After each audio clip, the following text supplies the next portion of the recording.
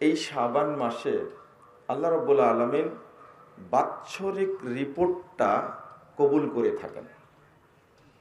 বান্দা এক বছরে কি করলো এইটা শাবান মাসে আল্লাহর কাছে গৃহীত হয়। তো এই দিনটা কোন দিন এইটা রাসূল সাল্লাল্লাহু আলাইহি সাল্লামও জানতেন না। তাই 1 তারিখ থেকেই তিনি সিয়াম রাখা শুরু করতেন। এই শেষ দিকে 2-4টা বাদ দিয়ে পুরো মাসটাই তিনি সিয়াম রাখতেন। আল্লাহ রাসূল জানতেন না শাবান মাসের কোন দিন আল্লাহ বাৎসরিক রিপোর্টটা কবুল করবেন। সাহাবীরাও জানতেন না, তাবেঈরাও জানতেন না। কিন্তু বাংলাদেশে বা উপমহাদেশের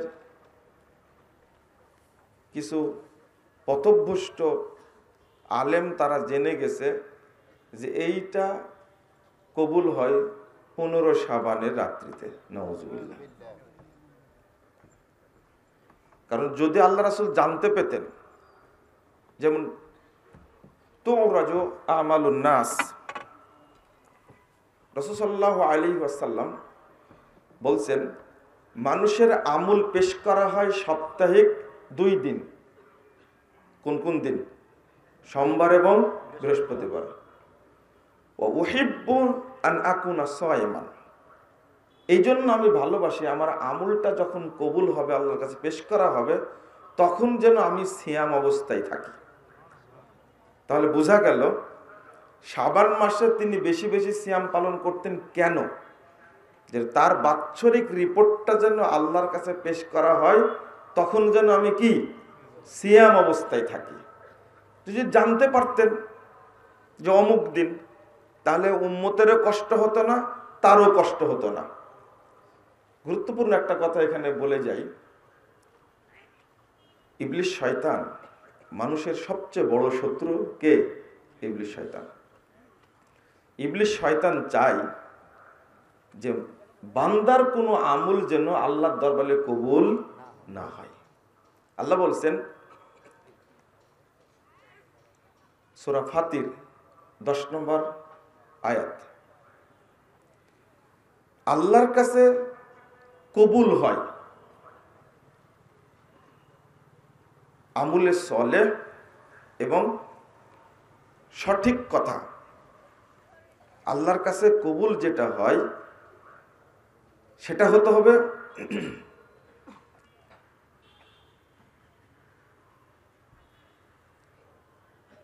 পবিত্র কথা আর আমলে সলে। আমলে সলে যদি না হয়, আমলের মধ্যে যদি কিছু বেদাত ঢুকে যায়, কিছু অপবিত্র আমল ঢুকে যায়, তাহলে সেই আমলটা আল্লাহর কাছে কবুল হয় না। কিন্তু ইবলিস চেষ্টা করে যে মানুষ যে আমলটা করছে ওর মধ্যে আমার কিছু আমল যোগ হোক। ইবলিস শয়তান চাই। তো বাৎসরিক আমলটা আল্লাহর কাছে যেন কবুল না হয়, এই জন্য ইবলিস শয়তান বান্দাকে দিয়ে বাৎসরিক একটা বেদাত করায়। বাৎসরিক বেদাত এটা এক আশ্চর্য। ইলাইহি ইয়াসআদুল কালিমুত তাইয়্যিব ওয়াল আমালুস সালিহ ইয়ারফাউহু। আল্লাহ বলছেন ইলাইহি ইয়াসআদুল কালিমুত তাইয়্যিব, আল্লাহর কাছে পৌঁছে পবিত্র কথা, ওয়াল আমালুস সালিহ ইয়ারফাউহু, আর সৎ আমল যেটা সেইটা পৌঁছে। ইবলিস এটা করতে দেয় না। প্রত্যেকটা কাজের সাথে ও নিজের মতো আমল সেট করে দেয়। যেমন আপনারা বুঝবেন সহজেই,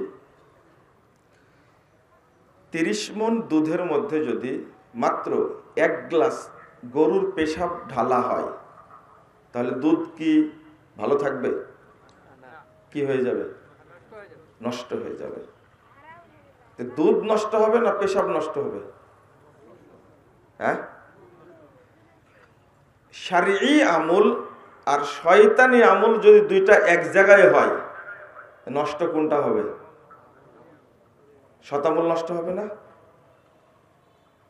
আর এই বেদাত বা জাল আমল যেগুলো আছে, এগুলোর মূল উদ্ভাবক হলো ইবলিস, শয়তান। আল্লাহ বলছেন সূরা আনাম 112 নম্বর আয়াত, 121 নম্বর আয়াত, আল্লাহ বলছেন ওয়াকাযালিকা জাআলনা লিকুল্লি নাবিয়্যা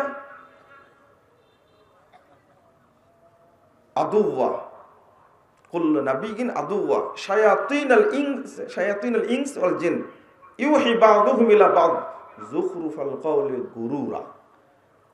ইউহি বা'দুহুম ইলা বা'দ শায়াতিনাল ইনস ওয়াল জিন, মানুষদের মধ্যে থেকে শয়তান আর জিনদের মধ্যে থেকে শয়তান। ইউহি বা'দুহুম ইলা বা'দ, তারা একে অপরে ওহী করে নিজেদের কাছে। সহিহ বুখারী 3210 নম্বর হাদিস, রাসূল সাল্লাল্লাহু আলাইহি ওয়াসাল্লাম বলেন ইন্নাল মালাইকাতা তানজিলু ফিল আনান আই ফিস সাহাব ওয়া তাসকুরুল আমর মা কুজিয়া ফিস সাবা। আল্লাহ রাসূল বলেন যে ফেরেশতারা আসমানের নিচে যে মেঘ, এই মেঘে বসে মিটিং করে, আলোচনা করে কি কালকে বাস্তবায়িত হবে।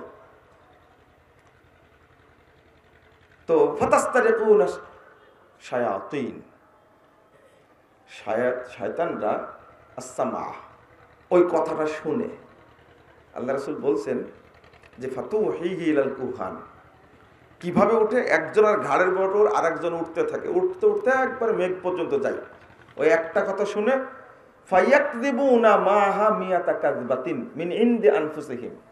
আল্লাহ রাসূল বলছেন শুনে একটা কথা, এটার মধ্যেই বুঝতে পেরে ফেরেশতারা যে উল্কিটা মারে, তখন শয়তান পালায় যায়, পড়ে যায়। ওই একটা কথা শুনলো কার কাছ থেকে? ফেরেশতাদের কাছ থেকে। আল্লাহ রাসূল বলেন ফায়াকযিবুনা মাহা মিয়াতা কাযবাতিন মিন ইনদি আনফুসিহিম। এরপরে ইবলিসের পক্ষ থেকে আরো 100টা যোগ করে। তাহলে এবার কয়টা হলো? শুনলো একটা, আর ওহী করলো কয়টা? 101টা। 101টার মধ্যে সত্য কয়টা, মিথ্যা কয়টা? বলেন। মিথ্যা 100টা আর সত্য কয়টা? একটা। এবার কি বোঝা গেল এই মিথ্যাগুলো কি কি? এই মিথ্যাগুলো কি কি? এটাই তো আপনারা বুঝেন না। এটা এজন্য রাসূল সাল্লাল্লাহু আলাইহি ওয়াসাল্লাম বলছেন ইবলিস মিথ্যা তৈরি করে, আর এইটা প্রচার করায় ইবলিসের যারা এজেন্ট তাদেরকে দিয়ে। আর ইবলিসের এজেন্ট কে?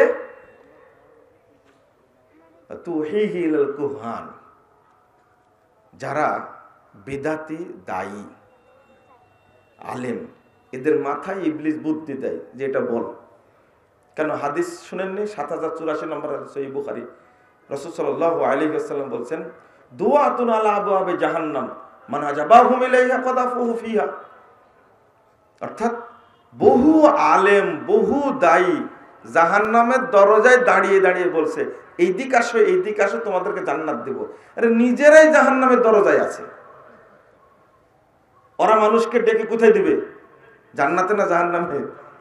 আল্লাহ রাসূল মান আজাবাহুম ইলাইহা কাদাফুহু ফিহা, ওই দায়ীদের, ওই আলেমদের ডাকে যেই সাড়া দিবে তাকে ধরে তারা জাহান্নামের মধ্যে আছাড় দিবে।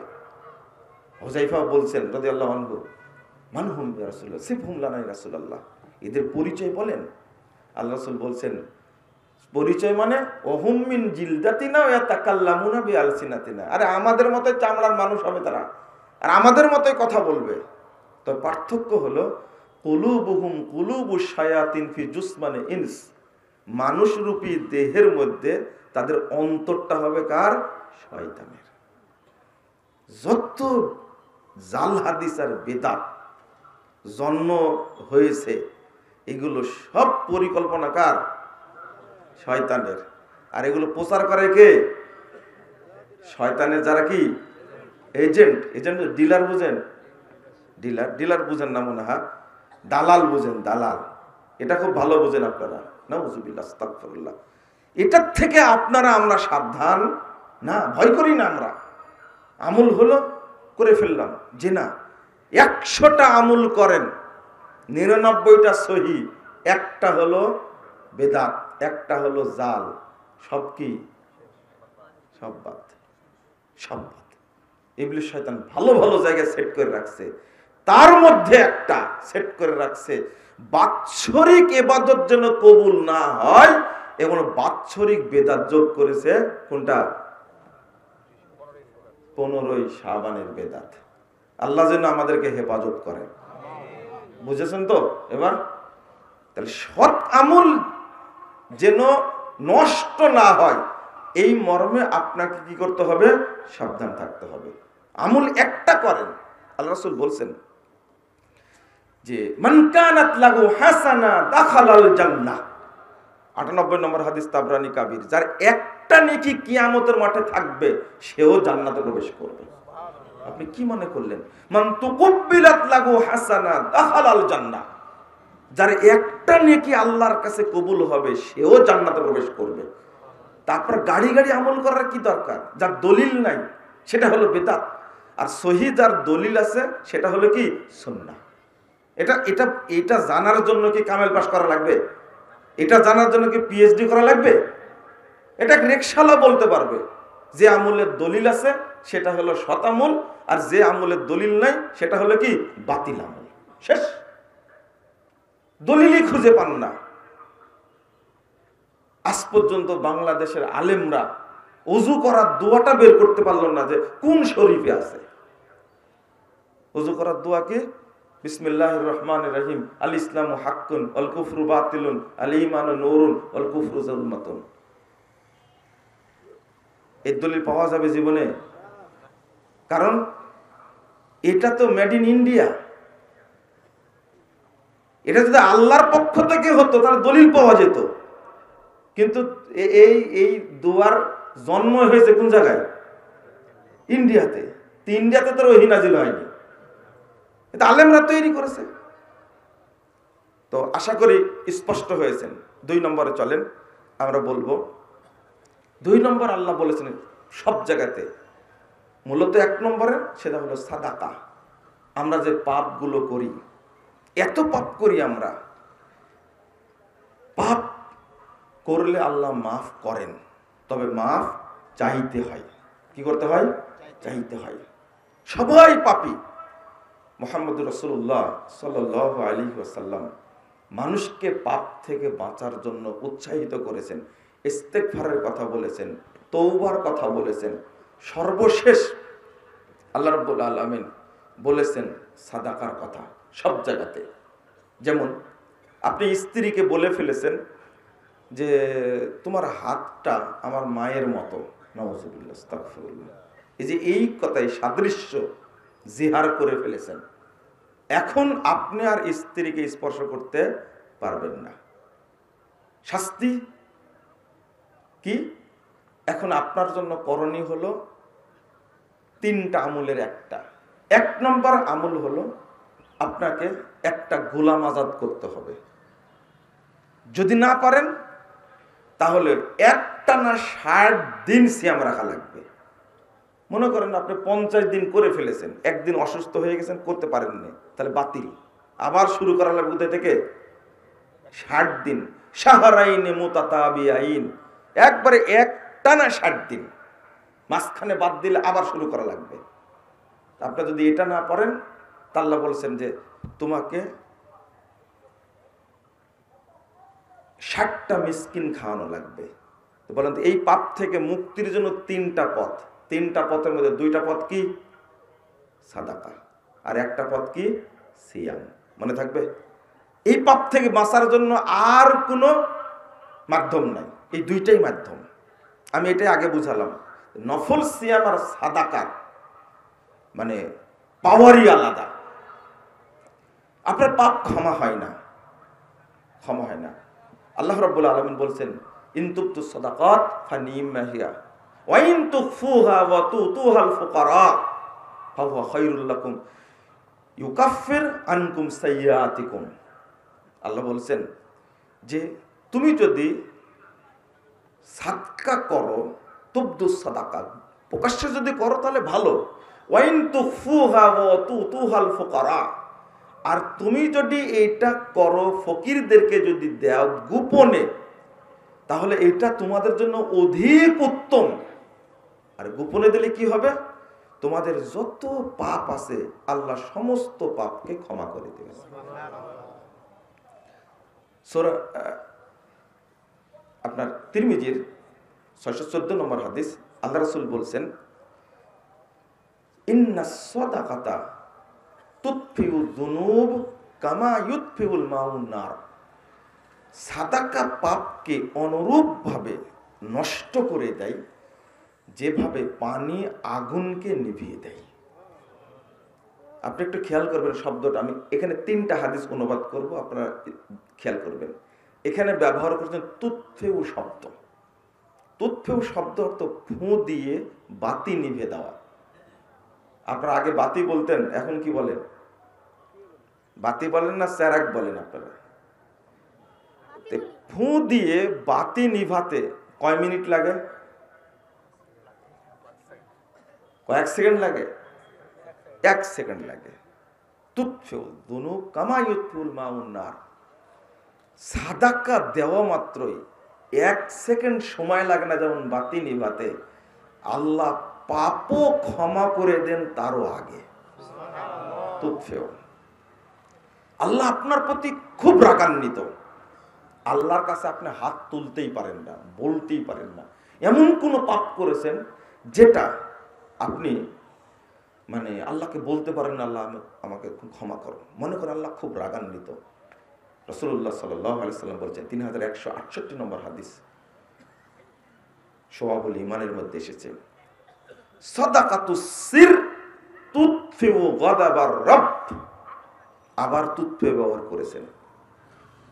আপনি এই পাপ থেকে বাঁচার জন্য কেউ জানবে না, গোপনে যদি সাদাকা করে দেন, আল্লাহ বলছেন তার আল্লাহর যে রাগ আছে তার উপরে পাপের কারণে, এই পাপগুলো ফু দিয়ে বাতি নিভাতে যতটুকু সময় লাগে তার আগেই আল্লাহ মাফ করে দেবেন। সাদাকাতুস সির তুতফিউ গাদাবার রব, সাথে সাথে আল্লাহ মাফ করে দিবেন।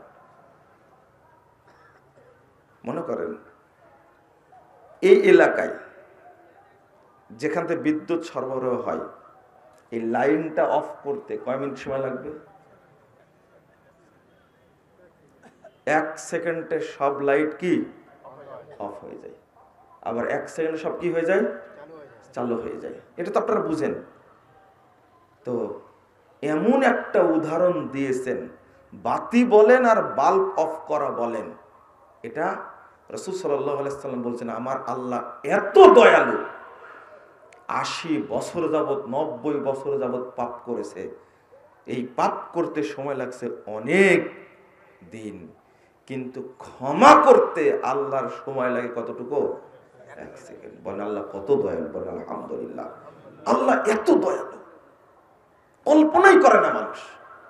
এতটুকু বুঝে যদি মানুষ ইবাদত করত, আল্লাহর কাছে ক্ষমা চাইতো, তাহলে মানুষ নিষ্পাপ হয়ে জমিনে ঘোরাফেরা করত। তো মানুষ আল্লাহর কাছে ক্ষমা চাই না। আর একটা হাদিস 788 নম্বর হাদিস তাবরানী কাবিরের মধ্যে এসেছে, মুহাম্মদ রাসূলুল্লাহ সাল্লাল্লাহু আলাইহি ওয়াসাল্লাম বলেছেন, মানুষ যখন কবরে যায় তখন কবরে জাহান্নামের আগুন দাউ দাউ করে জ্বলতে থাকে। ইন্না লিল্লাহি ওয়া ইন্না ইলাইহি রাজিউন। দাউ দাউ করে জ্বলতে থাকে কবরে। আপনারা শুনেছেন কবরে সাপ থাকে, কামড়াই, বিচ্ছু থাকে, তারপরে কবর চাপ দেয়। কিন্তু কবরে যে দাউ দাউ করে জাহান্নামের আগুন জ্বলে, এটা যদি না জানেন আগে, তাহলে আজকে থেকে জেনে নেন। এই আগুনকে নিভানোর জন্য আল্লাহ রাসূল কোনো ইবাদতের কথা বলেননি। একটা ইবাদতের কথা বলেছেন, যেখানে বিল্ডিংয়ে আগুন লেগেছে, 30টি 35টি 40টি ইউনিট ফায়ার সার্ভিসের আগুন নিভানোর চেষ্টা করছে, তাও দুনিয়ার আগুন তাও নিভাতে পারে না। রাসূল সাল্লাল্লাহু আলাইহি ওয়াসাল্লাম বলছেন, ইন্না সাদাকাতা লা তুতফিহু আন আহলিহা হাররাল কুবুর। মাইয়েতের পক্ষ থেকে যার কবরে দাউ দাউ করে জাহান্নামের আগুন জ্বলছে, তার পক্ষ থেকে যদি কেউ সাদাকা দান করে তাহলে তার প্রজ্বলিত আগুন থপ করে নিভে যাবে। এক সেকেন্ড সময় লাগবে না, এক সেকেন্ড সময় লাগবে না। জাহান্নামের আগুন নিভানোর জন্য আল্লাহ রাসূল বলছেন সর্বোচ্চ 1 সেকেন্ড সময় লাগবে। আল্লাহর 1 সেকেন্ডটা বান্দার দুনিয়ার 1 সেকেন্ডের চেয়ে হাজার হাজার গুণ কম, সময় লাগবে না। বাপ মারা গেছে, আপনার কোনোদিন কি চিন্তা করেছেন যে আমার বাপ এখন জান্নাতে আছে না জাহান্নামে আছে? কোনোদিন চিন্তা করেননি, ভাবেননি। যদি জাহান্নামে থাকে, মানুষ মরলেই তো সিদ্ধান্ত হয়ে যায় জান্নাত এবং জাহান্নাম, তাই না? আপনি একবার কবরে আছেন, এই চিন্তাটা মানসিকভাবে আপনি একটু নিয়ে আসেন, দেখেন যে কবরের অবস্থাটা আমার কি হতে পারে। আমরা এটা বোঝার চেষ্টা করি না। আল্লাহ রাসূল বলছেন, ইন্না সাদাকাতা লা তুতফিহু আন আহলিহা হাররাল কুবুর। সাদাকা তার পক্ষ থেকে দেওয়া মাত্রই আল্লাহ থপ করে তার আগুন নিভিয়ে দেন। আপনি এখন এত পাপ করেছেন যে রব্বুল আলামিনের কাছে আপনি যখন চলে যাবেন, মৃত্যু যখন চলে আসছে, তখন আপনার যে কষ্টটা শুরু হবে, এই কষ্টটা তখনই বুঝতে পারবেন যে এই যে শুরু হলো কষ্ট, আমাকে এই কষ্ট জাহান্নাম পর্যন্ত বহন করা লাগবে। তার আগে আপনাকে প্রস্তুতি নিতে হবে। 2টা দিক খেয়াল রাখুন, একটা হলো মুনাফিকের মৃত্যু, আর একটা হলো মুমিনের মৃত্যু। মুমিন আর মুনাফিকের পার্থক্য কত? একজন মুনাফিক, আমি মনে করি বক্তব্যে মাঝে মাঝে বলি, এই নিফাকটা প্রায় মানুষেরই অন্তরে আছে। মসজিদে যখন আলোচনা করছে রমাদান মাস বা তার আগে, ইমাম সাহেব বলছে মসজিদের 10টা ফ্যান লাগবে, ছাদ ঢালাই দেওয়া লাগবে, বা কোনো ব্যক্তি এতিমের জন্য বলছে, তখন মানুষের মনে কি হয় জানেন? যে খুতবার মধ্যে আলোচনা করা বাদ দেয়, এখন সাদকার আলোচনা শুরু করলো। যদি আমি জিজ্ঞেস করি এখন যে সত্য করে বলেন তো এইটা কার কার মনে হয়, নিজে নিজে ভাবেন যে এই কথাটা আমার অন্তরেও আছে। এরা হলো মুনাফিক। এরা কি? মুনাফিক। মসজিদের ফ্যানের জন্য যদি আলোচনা করে সাদকার, তাহলে এটা কি ইমাম নিজে খাবে না মসজিদে দিবে? আপনার মনে এটা হলো কেন? প্রোগ্রাম চলছে, এই মন্ত্রের ত্রুটিটাকে দূর করেন। বললো যে কিছু সাদকা করে যাবেন, তখনই আপনার মনের মধ্যে হবে যে না, আলোচনা করবে, দিনই আলোচনা শুনবো, এর মধ্যে দেখো আবার দান চাওয়া শুরু করলো। প্রায় মানুষের অন্তর এটা হয় না? এটা হলো মুনাফিকের অন্তর। আল্লাহ রাব্বুল আলামিন বলছেন, ইয ইয়াতাওয়াফাল্লাযীনা কাফারুল মালায়েকা, যখন কাফের, মুশরিক, ফাজের, মুনাফিকদের যখন মৃত্যুর জন্য চলে আসে ফেরেশতারা, ইয়াজরিবুনা বুজুহাহুম ওয়া আদবারহুম ওয়া যুকু আযাবাল হারিক। আল্লাহ রাব্বুল আলামিন বলছেন, ফেরেশতারা এসে তাকে চিৎ করেও মারে, মুখেও মারে, পিঠেও মারে। মুখেও মারে, পিঠেও মারে। আমি পিঠ অনুবাদ করলাম। আদবারহুম ওয়া যুকু আযাবাল হারিক, সূরা আনফাল 50 নম্বর আয়াত। আল্লাহ বলছেন, একজন মানুষ মারে অসংখ্য ফেরেশতা, পিটাতেই থাকে। যখন চিৎকার করে তখন বলে এখন জাহান্নামের শাস্তি ভোগ করো, শুরু হয়েছে কেবল। তখন ও আল্লাহর কাছে আবেদন করে, হাত্তা ইজা জাহাদাহুমুল মাউত ক্বালা রাব্বিরজিউন। যখন মৃত্যু চলে আসে তখন মুনাফিক বলে, আল্লাহ দুনিয়াতে আমাকে ফেরত দাও, আল্লাহ আবার ফেরত দাও, আল্লাহ লাআল্লি আ'মালু সালিহা ফিমা তারাক, যে আমলটা আমি করিনি ওই আমলটা আমি করব। বখিল হলো মুনাফিক।